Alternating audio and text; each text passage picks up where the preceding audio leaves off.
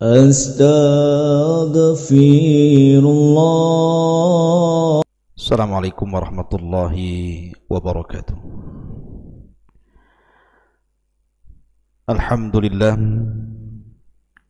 Alhamdulillahilladzi hamdan katsiran tayyiban mubarakan fih kama yuhibbu rabbuna wa yarda. Asyhadu an la ilaha illallah wahdahu rabbi la syarika lah wa asyhadu anna Muhammadan abduhu wa rasuluhu alladzi la nabiyya ba'dah.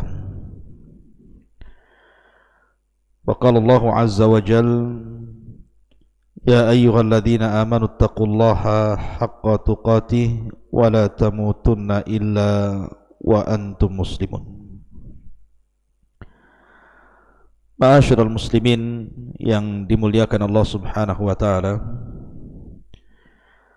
Alhamdulillah, di malam hari ini kembali kita bisa duduk untuk bertalabul ilmi dari Masjid Pesantren Tahfidz Al-Quran dan Bahasa Arab, Masjid Jabal Uhud Al-Islami, Tiban, Kampung Tiban, Kepulauan Riau. Kemudian salawat dan salam kita haturkan kepada Rasul kita yang mulia alaihi salatu wassalam. Allahumma salli ala Muhammad wa ala alihi wa sahbihi wa man sara ala nahjihi ila yaumiddin. Pembahasan di malam hari ini kita akan membahas tentang siapa manusia yang akan dipanggil pertama untuk dihisab pada hari kiamat. Ma'asyiral muslimin yang dimuliakan Allah Subhanahu wa taala. Kita tahu bahwa hikmah hisab itu dhuhuru fadailil muttaqin wa manakibihim. Dengan adanya hisab maka tampak keistimewaan orang-orang yang bertakwa. Fayazdadu syukrahu lillah, maka mereka semakin bertambah rasa syukurnya kepada Allah Subhanahu wa ta'ala, karena selama mereka beramal di dunia ternyata tidak sia-sia. Kemudian yang kedua, bayanu adlillahil mutlaq, ada keterangan keadilan Allah Subhanahu wa ta'ala secara mutlak, di mana Allah Subhanahu wa ta'ala berfirman, innallaha la yadlimu mithqala dzarratin wa in taku hasanatun yudha'ifuha wa yu'ti min ladunka ajran 'azima. Sesungguhnya Allah Subhanahu wa taala tidak akan menzalimi walaupun sebiji darah. Jika engkau mendapatkan atau memperoleh kebaikan, maka akan dilipat gandakan dan akan diberikan kepadanya pahala yang sangat besar. Artinya dengan adanya hisab Allah ingin menunjukkan keadilannya. Ma'asyiral muslimin yang dimuliakan Allah Azza wa Jalla, kita tahu bahwa manusia dalam masalah hisab ini terbagi menjadi 3 kelompok. Sinfani la yus'alani anil amal. Ada 2 kelompok tidak akan bertanya atau tidak akan ditanya soal amalan. Mereka adalah al-anbiya, para nabi. Para nabi tidak akan ditanya soal amalannya. Kemudian yang kedua, wal musyrikun, orang-orang musyrik. Karena para nabi langsung masuk surga tanpa hisab, dan orang-orang musyrik langsung masuk neraka tanpa hisab. Kemudian kelompok yang ketiga adalah kelompok yang ditanya soal amalannya, dan mereka orang-orang yang beriman dan juga orang-orang fasik. Makanya Allah Subhanahu wa taala mengatakan, wala yus'alu an dzunubihimul mujrimun, dan tidaklah ditanya tentang dosa-dosa mereka orang-orang yang berbuat kejahatan. Fa yauma idzin la yus'alu an dzambihi insun wala jan. Pada hari itu tidak akan ditanya soal dosa manusia dan jin. Tapi dalam ayat yang lain, fala nas'alanna alladziina ursila ilaihim wala nas'alannal mursalin. Sungguh kami akan bertanya kepada orang-orang yang diutus kepada mereka, dan sungguh kami akan bertanya kepada para utusan. Ma'asyiral muslimin yang dimuliakan Allah Azza wa Jalla, pembahasan kita, lalu siapa orang yang pertama kali dipanggil untuk dihisab? Ma'asyiral muslimin yang dimuliakan Allah Subhanahu wa taala, apabila umat Nabi sallallahu alaihi wasallam sudah dikumpulkan di padang mahsyar, mulai daripada orang yang pertama hidup sampai orang yang terakhir mati, mulai sejak zaman Nabi Adam alaihi salatu wassalam sampai orang yang hidup ketika kiamat dibangkitkan, mereka dikumpulkan di padang mahsyar. Maka umat Nabi sallallahu alaihi wasallam adalah orang yang pertama dipanggil untuk dihisab. Jadi walaupun umat Islam adalah umat yang terakhir datang, tetapi umat Islam adalah umat yang pertama kali dipanggil untuk dihisab. Dan dari umat Islam ini ada seorang laki-laki dari kabilah Quraisy, dari Bani Mahzum, yang namanya Abdullah ibnul Abdil Asad. Saya ulangi, ada seorang anak muda dari Quraisy, dari Bani Mahzum, namanya Abdullah ibn Abdil Asad, di mana dia memiliki saudara namanya Al-Aswad ibnu Abdil Asad. Jadi sini ada dua nama, pertama Abdullah ibn Abdil Asad, yang kedua Al-Aswad ibn Abdil Asad. Dua manusia ini Allah Subhanahu wa taala turunkan ayat yang menunjukkan awal orang yang dipanggil untuk dihisab. Allah Subhanahu wa taala berfirman,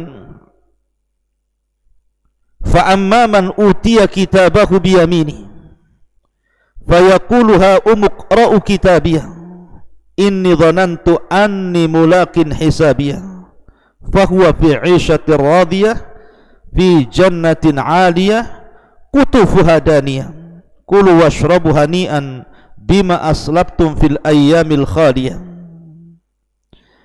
Adapun orang-orang yang mendapatkan catatannya dengan tangan kanannya,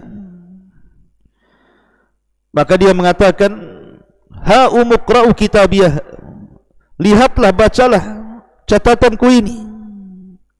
Dengan senang dan bangganya dia mengangkat catatannya. Kata para ulama, ayat ini turun kepada Abdullah ibn Abdil Asad karena dia seorang mukmin dan seorang yang beriman, sehingga dia kelak ketika catatan-catatan itu ditebar, kemudian Allah Subhanahu wa taala menyuruh untuk mengambilnya, maka Abdullah ibn Abdil Asad berhasil mengambil dengan tangan kanannya. Maka Allah mengatakan, fa amman utiya kitabahu biyamini. Adapun orang-orang yang mengambil catatannya dengan tangan kanannya, maksudnya Abdullah ibn Abil Asad. Tetapi al-ibrah bi umumil lafzi la bi khususis sabab. Namanya pelajaran dalam Quran itu bukan sebab turunnya yang khusus, tetapi umumnya lafaz. Adapun kemudian ayat selanjutnya, wa amman utiya kitabahu bisimali.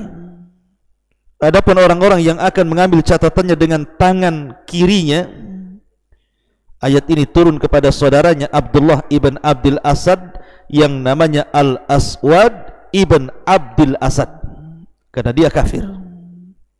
Jadi dua bersaudara, yang satu mukmin Abdullah ibn Abdil Asad, yang satunya kafir Al-Aswad ibn Abdil Asad. Yang satu mengambil catatan dengan tangan kanannya, yang satu mengambil catatan dengan tangan kirinya. Dan kata para ulama, orang yang pertama kali dipanggil untuk dihisab adalah dua manusia ini. Adapun hisab yang baik kepada Abdullah ibn Abdil Asad, adapun hisab yang buruk kepada Al-Aswad ibn Abdil Asad. Ma'asyiral muslimin yang dimuliakan Allah Subhanahu wa taala. Kemudian riwayat yang lain tentang orang yang pertama kali dipanggil pada hari kiamat untuk dihisab adalah sebuah hadis Nabi SAW bersabda, inna awwala munadin min indillah, sesungguhnya orang yang pertama kali memanggil di sisi Allah Subhanahu wa taala yaqul, akan berkata, ainal ladzina ajrahum 'ala Allah, di mana orang-orang yang pahalanya disimpan di hadapan Allah. Fayaqumu man afa fid dunya, adapun orang-orang yang suka memaafkan di dunia tiba-tiba berdiri. Fayaqulullah, dan Allah Subhanahu wa taala pun kemudian berfirman, antumul ladzina afautum li bawwa'tukumul jannah, kalian yang sudah banyak memaafkan manusia karenaku, maka kalian berhak untuk masuk ke dalam surga. Dalam riwayat, thawabukumul jannah, pahala kalian adalah surga. Dan dalam riwayat, idza kana yaumul qiyamah sarakha sarikhun, apabila datang pada hari kiamat akan datang orang yang berteriak dan berteriak, ala man kana lahu 'ala Allahi haqqun falyakum, siapa yang memiliki hak kepada Allah Subhanahu wa taala berdiri. Fayaqumu man afa wa aslah, tiba-tiba orang yang suka memaafkan di dunia dan suka memperbaiki kebaikan manusia, maka mereka pun berdiri. Maka Allah mengatakan, thawabukumul jannah, pahala kalian adalah surga. Maka dalam hadis ini, orang yang pertama kali dihisab, dipanggil untuk dihisab adalah orang yang suka memaafkan manusia, mudah untuk memaafkan manusia, tidak pernah menaruh dendam pada hatinya, tidak pernah menaruh hasad pada hatinya. Walaupun seandainya manusia yang salah kepadanya, dia tetap memaafkannya. Dan itu akhlak yang luar biasa. Makanya di surga itu ada satu pintu namanya bab kadiminal ghaid, bab pintu khusus bagi orang-orang yang menahan hawa nafsunya dan tidak suka marah. Makanya Nabi SAW ketika ada seorang sahabat minta dinasihati, maka Rasul mengatakan, la taghdab, la taghdab, la taghdab, faraddada miraran, la taghdab, jangan marah, jangan marah, jangan marah. Dan Rasul mengulang-ulang kalimat jangan marah. Ma'asyiral muslimin yang dimuliakan Allah Azza wa Jalla, inilah di antara manusia yang pertama kali akan dipanggil untuk dihisab pada hari kiamat. Mudah-mudahan ada manfaatnya. Subhanakallah bihamdika, asyhadu an la ilaha illa anta, astaghfiruka wa atubu ilaik. Allahu ta'ala a'lam. Assalamualaikum warahmatullahi wabarakatuh.